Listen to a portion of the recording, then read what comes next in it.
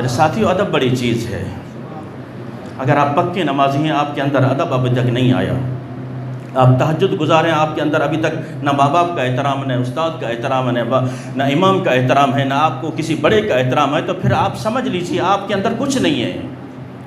یہ تمام چیزیں اللہ تبارک و تعالیٰ کے محبوب علیہ السلام نے کھول کر بیان کی ہیں۔ کاش کہ ہم میں کوئی سمجھنے والا ہو۔ حضرت امام احمد بن حنبل رضی اللہ تعالیٰ عنہ، آپ جھیل پر وضو فرما رہے ہیں۔ جھیل جو پانی پہاڑوں سے اتر کر جمع ہوتا ہے اسے جھیل کہتے ہیں۔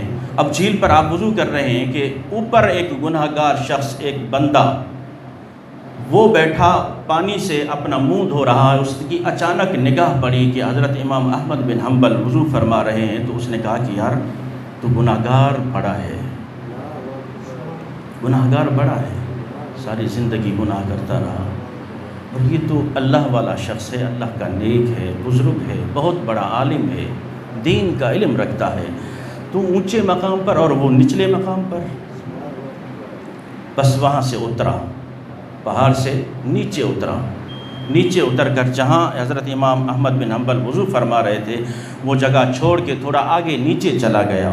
اس نے صرف اتنا ادب کیا کہ میں گناہ گار شخص ہوں، یہ دین کا بہت بڑا عالم ہے۔